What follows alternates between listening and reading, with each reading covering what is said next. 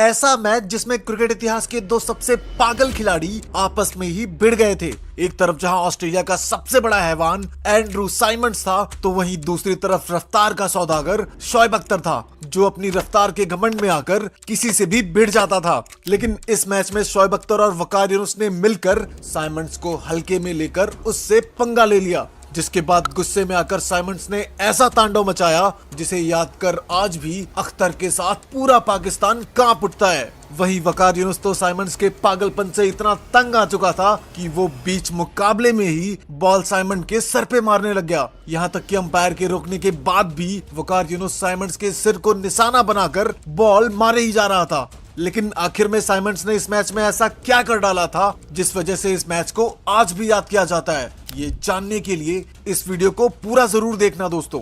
Toss उछाला जाता है और पाकिस्तान के कप्तान वकार यूनुस टॉस जीतकर पहले गेंदबाजी करने का फैसला लेते हैं। ये महामुकाबला 2003 के ओडीआई वर्ल्ड कप का था, जो कि एक ऐतिहासिक मैच बनने वाला था, क्योंकि इस मैच में एक तरफ जहां स्विंग का सुल्तान वसीम अकरम था, तो वहीं दूसरी तरफ ऑस्ट्रेलिया के पास ब्रेट ली नाम का तूफान था। एक तरफ जहां पाकिस्तान के पास शाहिद अफरीदी जैसा हथियार था, तो वहीं दूसरी तरफ एंड्रू साइमंड्स पागलपन की सारी हदें पार कर देने को तैयार था। एक तरफ जहां गिलक्रिस्ट, पॉन्टिंग, मैथ्यू हेडन जैसे दानवों की सेना थी, तो वहीं दूसरी तरफ पाकिस्तान के पास वसीम, वकार और शोएब अख्तर जैसे जानलेवा गेंदबाजों की फौज थी, जो पावर प्ले में ही बल्लेबाजों को घायल करके पवेलियन में बिठा देती थी। खैर, मैच शुरू होता है और ऑस्ट्रेलिया की तरफ से ओपनिंग करने एडम गिलक्रिस्ट के साथ मैथ्यू हेडन आते हैं। ये उस दौर की वो ओपनिंग जोड़ी हुआ करती थी जिसे देखकर ही गेंदबाजों के छक्के छूट जाते थे। हालांकि आज उनके सामने दुनिया के 3 सबसे खूंखार गेंदबाज खेल रहे थे। इस तरह पाकिस्तान की तरफ से इनिंग का पहला ओवर वसीम अकरम लेकर आता है, जिसकी लहराती हुई गेंदों का कोई जवाब नहीं होता था। हालांकि पहले ही ओवर में हेडन पारी की शुरुआत जबरदस्त चौके के साथ करते हैं, लेकिन तीसरे ओवर में एक बार फिर से गेंद वसीम अकरम के हाथ में होती है और इस बार वसीम अकरम एडम गिलक्रिस्ट को अपने जाल में फंसा लेते हैं। और वहीं वकार यूनुस तो कैच पकड़ने के बाद मानो पागल ही हो चुका था। इस तरह गिलक्रिस्ट का विकेट लेने के बाद पूरा पाकिस्तान मैदान पर जश्न मनाने लगता है, क्योंकि ये विकेट बहुत बड़ा था। इस तरह 10 के स्कोर पर ऑस्ट्रेलिया को पहला झटका लगता है और इसके बाद नंबर 3 पर बल्लेबाजी के लिए खुद कप्तान रिकी पॉन्टिंग आता है। मैच आगे बढ़ता है और इसी बीच 5वें ओवर में मैथ्यू हेडन वसीम अकरम को एक तगड़ा चौका ठोक देता है। इसके बाद हेडन का बल्ला रुकने का नाम नहीं लेता और वो एक के बाद एक शानदार चौके लगाता है। मैथ्यू हेडन की ये खासियत होती थी कि जब वो क्रीज पर होते थे तब तक स्कोर बोर्ड रुकने का नाम नहीं लेता था। इस तरह रिकी पॉन्टिंग और मैथ्यू हेडन पारी को तेजी से आगे बढ़ाते हैं, जिसकी बदौलत ऑस्ट्रेलिया 10 ओवर में 50 रन के आंकड़े को भी पार कर जाती है। अब ऑस्ट्रेलिया की टीम वापस पटरी पर आ चुकी थी, लेकिन तभी गेंदबाजी क्रम में एक बार फिर से बॉल वसीम अकरम के हाथों में होती है और वसीम अकरम इस बार आते ही हेडन की गिल्लियां बिखेर देते हैं। इस तरह ऑस्ट्रेलिया का एक और खूंखार बल्लेबाज पवेलियन जा चुका था। पाकिस्तान का ये जश्न बता रहा था कि हेडन का विकेट उनके लिए कितना बड़ा था। खैर, 27 रन बनाकर हेडन वापस लौट जाते हैं और 52 के स्कोर पर ऑस्ट्रेलिया को दूसरा बड़ा झटका लगता है। लेकिन इसके बाद नंबर 3 पर बल्लेबाजी के लिए डेमियन मार्टिन आते हैं, जिनसे ऑस्ट्रेलिया एक बड़ी साझेदारी की उम्मीद लगा रही थी। लेकिन पहली ही गेंद पर वसीम अकरम डेमियन मार्टिन को क्लीन बोल्ड कर देते हैं और इस तरह लगातार 2 गेंदों में ऑस्ट्रेलिया अपने 2 बड़े विकेट खो देती है। वहीं पाकिस्तान का जश्न तो रोमांच के 7वें आसमान को छू रहा था, क्योंकि वर्ल्ड कप जैसे टूर्नामेंट में ऑस्ट्रेलिया की ये हालत करना गेंदबाजों के लिए किसी सपने से कम नहीं होता था। वहीं वसीम अकरम अब हैट्रिक पर आ चुके थे। अब 52 के स्कोर पर ऑस्ट्रेलिया अपने 3 सबसे बड़े विकेट गंवा चुकी थी और अब हैट्रिक बॉल को झेलने के लिए नंबर 5 पर जिमी माहिर को भेजा जाता है और वो जैसे तैसे करके हैट्रिक बॉल को झेल जाता है। और इसकी अगली ही बॉल पर जिमी वसीम अकरम को एक शानदार चौका लगाता है। लेकिन इसी बीच अब तक शांत बैठा रिकी पॉन्टिंग एक शानदार चौका लगा देता है और पाकिस्तानियों को बता देता है कि खेल अभी तो शुरू हुआ है और असली मजा तो अभी बाकी है। दरअसल इसके बाद रिकी पॉन्टिंग सामने की तरफ एक और तगड़ा चौका ठोक देता है, लेकिन इतने भर से रिकी पॉन्टिंग का मन नहीं भरता और वो वकार यूनुस के इसी ओवर में एक और चौका ठोक देता है। इस तरह बैक टू बैक चौके खाने के बाद वकार यूनुस का दिमाग काम करना बंद कर देता है। अब तक पाकिस्तानी गेंदबाज ऑस्ट्रेलिया पर पूरी तरह से हावी थे, लेकिन वो मैदान पर आने वाली आंधी से पूरी तरह से अनजान थे। इस तरह रिकी पॉन्टिंग अब क्रीज पर सेट हो चुका था और इसी बीच दर्शकों को रिकी पॉन्टिंग का फेमस फ्लिक शॉट भी देखने को मिलता है। इसके बाद अब रिकी पॉन्टिंग रुकने का नाम नहीं ले रहा था और हर ओवर में 3-4 चौके लगा रहा था। लेकिन इसी बीच वकार यूनुस जिमी माहिर को पवेलियन का रास्ता दिखा देता है और इस तरह 16वें ओवर में 86 के स्कोर पर ऑस्ट्रेलिया को चौथा झटका लगता है। वहीं विकेट लेने के बाद वकार यूनुस और उसकी टीम ऐसे जश्न मना रही थी जैसे उन्होंने मानो अब पूरी की पूरी टीम को ही ऑल आउट कर दिया हो। लेकिन उनको क्या पता था कि इसके बाद क्रीज पर ऐसा बल्लेबाज आने वाला है जिसके तूफान में पूरा पाकिस्तान सूखे पत्तों की तरह उड़ने वाला है। और उस हैवान का नाम एंड्रू साइमंड्स था, जिसकी हैवानियत आज पाकिस्तानियों को खून के आंसू रुलाने वाली थी।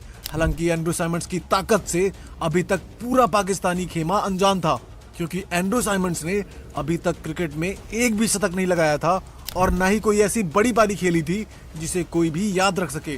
खैर, नंबर 6 पर बल्लेबाजी करने एंड्रू साइमंड मैदान पर आ चुका था और इसके बाद रिकी पॉन्टिंग और साइमंड्स मिलकर पारी को आगे बढ़ाते हैं। दरअसल 21वें ओवर में ऑस्ट्रेलिया 100 रन के आंकड़े को भी पार कर जाती है। वहीं रिकी पॉन्टिंग बीच बीच में शानदार चौके लगाते हैं और इसी बीच सिंगल के साथ रिकी पॉन्टिंग अपनी हाफ सेंचुरी भी पूरी कर लेते हैं।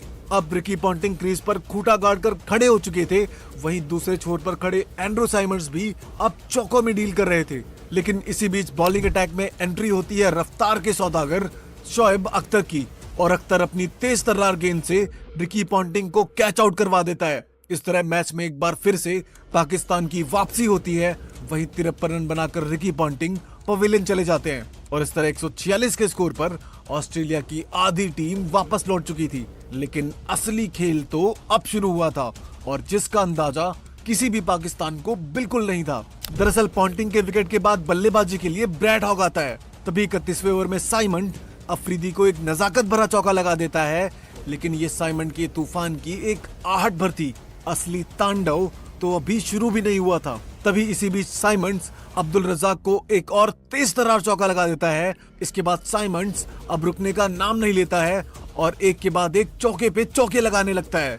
अब साइमंड्स धीरे धीरे अपना विकराल रूप धारण कर रहा था और साइमंड्स की इसी तेज तर्रार पारी की बदौलत ऑस्ट्रेलिया 36वें ओवर में ही 200 रन के आंकड़े को पार कर जाती है। साइमंड्स की हैवानियत भरी पारी का अंदाजा आप इसी बात से लगा सकते हैं कि ऑस्ट्रेलिया के आखिरी 50 रन सिर्फ 31 बॉल में ही आ चुके थे। वहीं एंड्रू साइमंड्स इस चौके के साथ 83 रन के स्कोर पर पहुंच चुका था और अब पाकिस्तान को साइमंड्स के पागलपन का अंदाजा होने लगा था। खैर, मैच आगे बढ़ता है, लेकिन तभी 39वें ओवर में ब्रैड हॉग रन आउट हो जाते हैं और इस तरह 216 के स्कोर पर ऑस्ट्रेलिया अपना छठा विकेट भी गंवा देती है। हालांकि पाकिस्तान अब सिर्फ एक ही विकेट के सपने देख रहा था और वो था साइमंड्स का विकेट, जिसके पीछे पाकिस्तान का हर गेंदबाज हाथ धोकर पीछे पड़ा हुआ था। जिस विकेट के पीछे वसीम, वकार और अख्तर की तिगड़ी लगी हुई थी, यहाँ तक कि वकार यूनुस और शोएब अख्तर तो विकेट के लिए स्लेजिंग तक कर रहे थे। लेकिन एंड्रू साइमंड्स आज अलग ही रूप में दिख रहा था। खैर, मैच आगे बढ़ता है और साइमंड्स गेंदबाजों की पिटाई जारी रखता है। पाकिस्तान का ऐसा कोई भी गेंदबाज नहीं बचा था जिसकी पिटाई आज साइमंड्स ने ना की हो। गेंदबाज बस आ रहा था और साइमंड्स की मार खाकर जा रहा था। इससे ज्यादा कुछ भी नहीं दिख रहा था। इसी बीच गुस्से में आकर 45वें ओवर में एक बार फिर से शोएब अख्तर आता है, लेकिन इस बार भी उसके साथ वही सुलूक होता है जो अब तक सभी गेंदबाजों के साथ हो रहा था। शोएब अख्तर की इस बार ऐसी पिटाई की जाती है कि वो ओवर खत्म होने पर माथा पीट रहा होता है। वहीं 45 ओवर खत्म होते होते ऑस्ट्रेलिया 260 रन के आंकड़े को टच कर जाती है। हालांकि अभी भी पूरे 5 ओवर का खेल बचा हुआ था, या यूं कहें कि पाकिस्तान की मौत का असली खेल अभी बाकी था। इसके बाद मैच का 46वां ओवर वसीम अकरम को सौंप दिया जाता है, जिनसे पाकिस्तान उम्मीद लगा रहा था कि शायद वो साइमंड का विकेट निकाल लेंगे। लेकिन इस बार वसीम अकरम की भी बराबर धुलाई की जाती है, यहाँ तक कि चौका खाने के बाद वसीम अकरम अपने फील्डर पर ही भड़क जाता है। इस तरह पाकिस्तान के गेंदबाजों का रिएक्शन अब साफ बता रहा था कि वो साइमंड्स के तांडव से कितने ज्यादा फ्रस्ट्रेट हो चुके थे। इस समय तक साइमंड्स के पागलपन की बदौलत ऑस्ट्रेलिया के लिए रनों की नदियां बह रही थी। तभी एक बार फिर से ओवर लेकर शोएब अख्तर आता है और इस बार वो इयान हार्वी का विकेट ले लेता है। इस तरह 270 के स्कोर पर ऑस्ट्रेलिया का 7वां विकेट गिर जाता है। हालांकि अभी भी पाकिस्तानियों की मौत के रूप में एंड्रू साइमंड्स क्रीज पर खड़ा हुआ था, जो अब अपने करियर का पहला शतक भी ठोक चुका था। यानी कि उसका सिर्फ एक ही मकसद था और वो था पाकिस्तानी गेंदबाजों की अंधाधुंध पिटाई। खैर इसके बाद इनिंग का 49वां ओवर लेकर वकार यूनुस आता है, जो अब तक एंड्रू साइमंड्स के पागलपन से इतना ज्यादा तंग आ चुका था कि उसने आते ही पहली बॉल साइमंड्स के सिर पर मारनी चाहिए ताकि साइमंड्स घायल होकर ग्राउंड ही छोड़ दे। लेकिन जैसे तैसे करके साइमंड्स बच जाता है और इस बॉल पर कंगारुओं को एक्स्ट्रा रन मिल जाते हैं। लेकिन ये सब देखकर साइमंड्स का खून भी गुस्से में उबल चुका था और वकार की अगली ही बॉल पर साइमंड्स गुस्से में आकर एक और ताकतवर छक्का ठोक देता है, जिसे देखकर वकार यूनुस तिलमिला उठता है। हालांकि इसी बीच ब्रेटली अपना विकेट गंवा देते हैं, लेकिन एक बार फिर से स्ट्राइक पर साइमंड्स होता है। लेकिन तभी पागलपन की सारी हदें पार कर चुका वकार यूनुस तिलमिलाकर एक बार फिर से बॉल साइमंड्स के सिर पर मार देता है। हालांकि इस बार भी किस्मत के चलते बॉल साइमंड के सिर पर नहीं लगती, लेकिन अब साइमंड्स का गुस्सा सातवें आसमान को छू रहा था और साइमंड्स वकार यूनुस को खूब गालियां देता है। वहीं अंपायर भी वकार यूनुस को लंबे समय तक समझाता है और इस तरह अब इस मैच का रोमांच और गर्मा गर्मी पीक पर पहुंच चुकी थी। अब दोनों ही टीमें एक दूसरे की जान लेने पर उतर आई थी और इस तरह कुछ देर बहस करने के बाद अंपायर वकार यूनुस को बॉल डालने से साफ मना कर देता है, क्योंकि अब वो गेंदबाजी ना करके मैदान पर कुछ और ही कर रहा था। और इसके बाद बची हुई गेंदें दूसरे गेंदबाज से डलवाई जाती हैं और इसके बाद इनिंग का अंतिम ओवर वसीम अकरम लेके आता है, जिसकी पहली ही बॉल पर साइमंड्स एक लंबा छक्का लगा देता है, जिसे देखकर पूरा पाकिस्तानी खेमा सहम उठता है। इसके बाद इसी ओवर में साइमंड एक और तगड़ा चौका ठोक देता है और इस तरह वसीम अकरम जैसा गेंदबाज भी आज साइमंड्स के रडार में आ चुका था। अंतिम ओवर्स में वसीम अकरम जैसे गेंदबाज की पिटाई किसी भी पाकिस्तानी को हजम नहीं हो पा रही थी, लेकिन आज पूरा पाकिस्तान एंड्रू साइमंड्स के तांडव से भली भांति वाकिफ हो चुका था और इस तरह 50 ओवर्स में ऑस्ट्रेलिया 310 रन बना डालती है, वो भी उस दौर में जहां 50 ओवर में 250 रन भी एक बड़ा टारगेट होता था और उस टीम के खिलाफ जिसमें दुनिया के 3 सबसे घातक गेंदबाज एक साथ खेलते थे। इन गेंदबाजों के सामने जहां दुनिया की बड़ी से बड़ी टीमें 200 रन भी नहीं बना पाती थी, वहीं आज एंड्रू साइमंड्स ने उसी टीम और उन्हीं गेंदबाजों के सामने नाबाद 143 रन ठोक डाले थे। ऑस्ट्रेलिया की बल्लेबाजी का सारा स्कोर आप इस स्कोर कार्ड में देख सकते हैं और अब पाकिस्तान को ये मैच जीतने के लिए 50 ओवर में 311 रन चेस करने थे।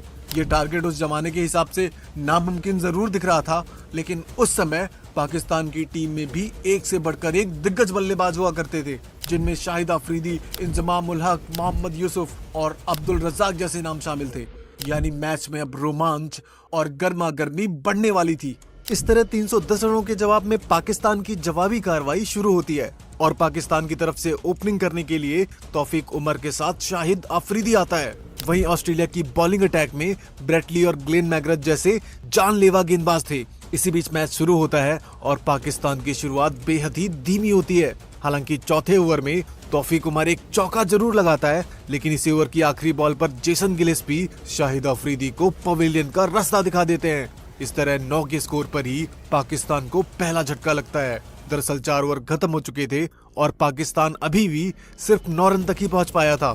इसके बाद नंबर 3 पर बल्लेबाजी करने के लिए सलीम इलाही आता है। मैच फिर से आगे बढ़ता है और पाकिस्तान मैच में वापसी करने के लिए एड़ी चोटी का जोर लगा देता है, लेकिन ऑस्ट्रेलिया की घातक गेंदबाजी के सामने पाकिस्तान के बल्लेबाज ऐसे दिख रहे थे जैसे मानो आज ऊंट पहाड़ के नीचे आ गया हो। हालांकि इस बीच इक्का दुक्का शॉट जरूर लगते हैं, लेकिन 12वें ओवर में ब्रेटली की वापसी होती है और ब्रेटली अपनी रफ्तार के चंगुल में तौफीक उमर को फंसा लेते हैं और पवेलियन का रास्ता दिखा देते हैं। इस तरह महज 38 के स्कोर पर पाकिस्तान की टीम अपना दूसरा विकेट भी गंवा देती है। अब इसके बाद बल्लेबाजी के लिए पाकिस्तान के जाने माने बल्लेबाज इंजमाम उल हक आते हैं, जो आते ही एक शानदार चौका लगाते हैं, लेकिन ये चौका उन्होंने ग्लेन मैग्रथ को जड़ा था, जिसके जवाब में अगली ही बॉल पर ग्लेन मैग्रथ इंजमाम का विकेट ले लेते हैं और अपना बदला पूरा करते हैं। वहीं 49 के स्कोर पर पाकिस्तान अपना तीसरा सबसे बड़ा विकेट गंवा देता है और अब पाकिस्तान की पूरी टीम ताश के पत्तों की तरह बिखर रही थी। कोई भी बल्लेबाज ऑस्ट्रेलिया के आतंक के सामने टिक नहीं पा रहा था।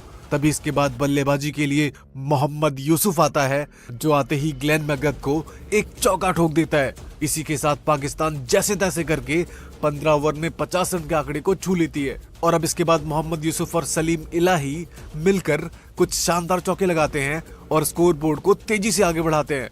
जिसकी बदौलत पाकिस्तान 19 ओवर में 81 रन स्कोरबोर्ड पर टांग देता है। लेकिन तभी गेंदबाजी करने इयान हार्वी आता है और आते ही सलीम इलाही को ब्रेटली के हाथों कैच करवाकर पाकिस्तान की उम्मीदों पर पानी फेर देता है। इस तरह 81 के स्कोर पर पाकिस्तान को चौथा झटका लगता है और अब पाकिस्तान की बची हुई उम्मीदों पर भी पानी फिर चुका था। इसके बाद आता है यूनुस खान, जो मोहम्मद यूसुफ के साथ मिलकर विकेट बचाने के लिए अपनी पूरी ताकत लगा देता है। तभी इसी बीच 25वें ओवर में पाकिस्तान के 100 रन भी पूरे हो जाते हैं। लेकिन जीत अभी भी पाकिस्तान से कोसों दूर दिख रही थी, क्योंकि जिस तरह से कंगारू गेंदबाज पाकिस्तान पर हावी हो रहे थे, उसे देखकर तो 200 रन तक पहुंचना भी एक सपने जैसा लग रहा था। लेकिन पाकिस्तान की इस कंगाली में आटा तो तब गीला हुआ जब अगले ही ओवर में एंड्रू साइमंड्स मोहम्मद यूसुफ का कैच हवा में उड़कर पकड़ लेता है। इस तरह एंड्रू साइमंड्स पाकिस्तानियों का पीछा फील्डिंग में भी नहीं छोड़ रहा था। वहीं सिर्फ 103 के स्कोर पर पाकिस्तान अपना 5वां विकेट भी खो देता है। साइमंड्स का ये कैच देखकर पाकिस्तान समझ गया था कि उसने साइमंड्स से पंगा लेकर कितनी बड़ी गलती कर दी है, क्योंकि आज पाकिस्तान जहां भी आगे बढ़ने की कोशिश कर रहा था, साइमंड्स उन्हें वहीं पर दबोच ले रहा था। खैर, मैच आगे बढ़ता है और बल्लेबाजी के लिए अब्दुल रज्जाक को भेजा जाता है। लेकिन तभी ब्रैड हॉक की एक फुल टॉस पर यूनुस खान भी पॉन्टिंग को एक आसान कैच दे बैठता है और इस तरह महज 125 के स्कोर पर पाकिस्तान का छठा विकेट भी गिर जाता है। पाकिस्तानी टीम का ये कोलैप्स देखकर ऐसा लग रहा था जैसे मानो आज पाकिस्तान के सारे बल्लेबाजों को कोई सांप सूंघ गया हो। तभी इसके बाद मैच आगे बढ़ता है और पाकिस्तान के लिए इक्के दुक्के चौके देखने को मिलते हैं। लेकिन थोड़ी देर हाथ पैर चलाने के बाद अब्दुल रज्जाक भी ब्रैड हॉक का शिकार बन जाता है।